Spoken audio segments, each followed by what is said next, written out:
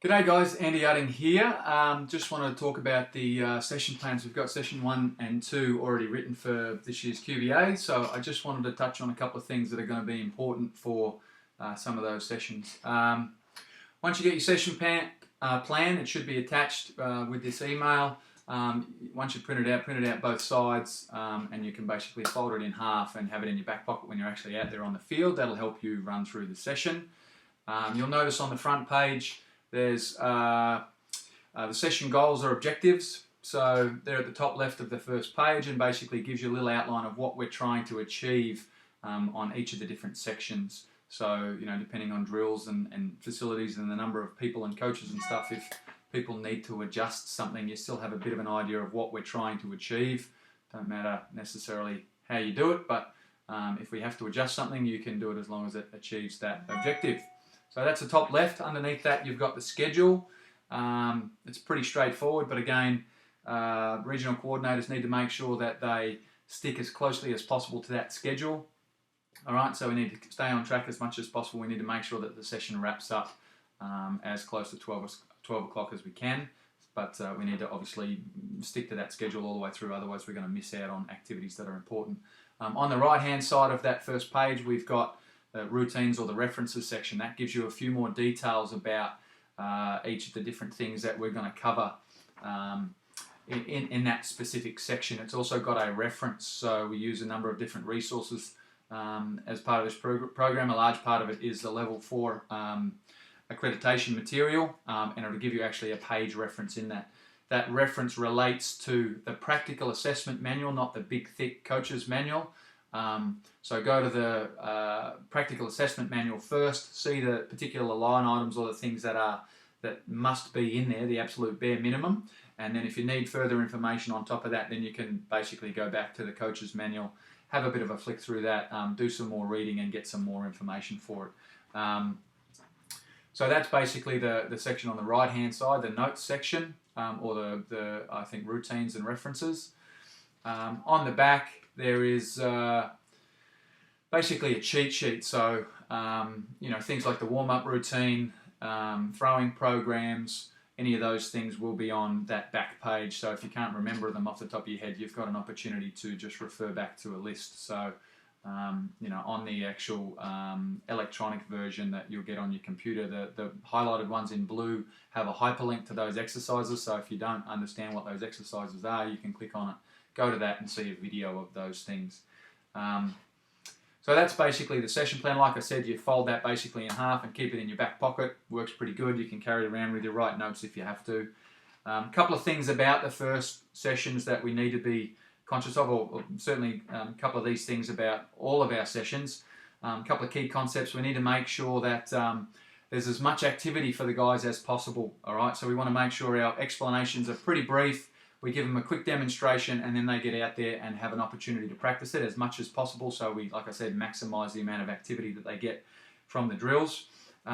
If there is a longer explanation required, or if they're sort of relatively simple skills, we want to try and use the scholarship group athletes as much as possible to explain some of those things. We're also trying to develop some mentoring, so it's important that these older guys get a chance to organize thoughts and stuff in their head and then be able to communicate them to the younger kids. So one of the best ways to actually learn skills is to try and teach it to somebody else. So we're trying to get these more experienced guys to go through what are some of the most simpler skills that they should be able to teach the young kids, some of those. Coordinators will need to make sure that they keep track of the schedule. They need to provide all the rest of the coaches a clear direction on what's happening on each of the sections. Make sure they've all got their roles sorted while the warm-up's going on, so that everyone then knows what they've got to do. Instructors and the coordinators will do most of the teaching early in the program. As volunteer coaches demonstrate more competence, develop some confidence that they know the material, all that sort of stuff, they can get more involved, and the regional coordinators will sort of direct that stuff. In the meantime, they can be used for hitting fungos, rolling ground balls, throwing VP, that sort of stuff, and trying to take in as much of the program as they can. Coordinators will also need to mark a role at the start of the session. We need to know all the people who are in attendance. That's both athletes and players. So all of the coaches, I need to keep track of those guys as well. I'll give you a form to do this. we need to fill at the end of the session. They need to fill out a post-session feedback form. Again, I'll provide that for you guys. You can also use that to record results for things like the hitting assessment, some of those things.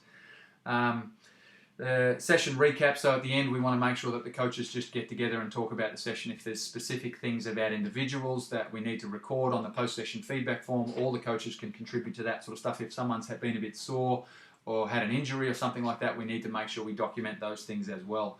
On that injury issue, we need to make sure we've always got ice available at the session, so I'll provide little eskies that you guys need to make sure have ice in for every session, or if the canteen is actually open and available, obviously we might be able to just leave ice in there, which will be fine.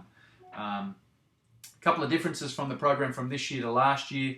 Again, I think I've mentioned before, we've got a wider age group of kids that are involved this year, including some kids that'll still be in under 14s all the way through to our scholarship group, under 18s, under 20s type kids. So it's a pretty broad range.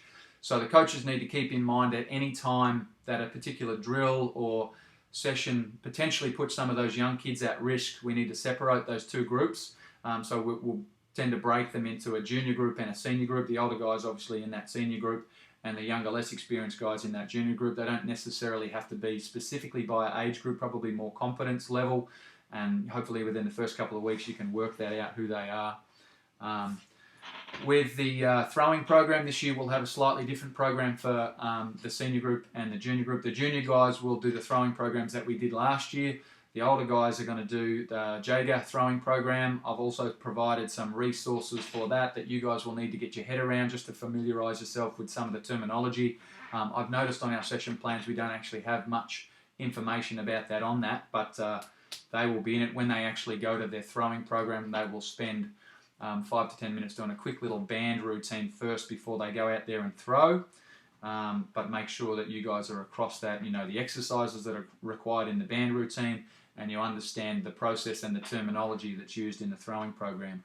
We're not going to be throwing bullpens too much during May, but at the end of our throwing program we will always finish with the 20 throws drill with our footwork and stuff, and then we'll finish with 3 to 5 minutes worth of flat ground work. So everyone will practice their pitching at a low intensity, and we'll get a bit of that work in. We'll start throwing bullpens once we get to June and July. Again, the base running stuff requires generally a little bit more instruction. Most of this stuff is pretty simple though, so you'll probably be able to get the scholarship group guys to deliver some of that material. So you can use some of the instructors to do a bit of that, but if worst case scenario, make sure you're asking a lot of questions, try and draw some information out of the group rather than just have them staring blankly at you, not having much involvement. Once we get to the defensive rotations, we just start with the basics first. We'll have 2 20-minute rotations. So we'll break the group up into 2 halves. In the past, we've done it based on infielders and outfielders, but what we might do this year is break it up based on infielders, the senior group and the junior group, just to make sure that we don't have anybody get killed if we're taking ground balls. If the drill allows it, where possible, let's try and keep those guys together so we can again use some mentoring, get the more older experienced guys helping out the younger guys as much as possible.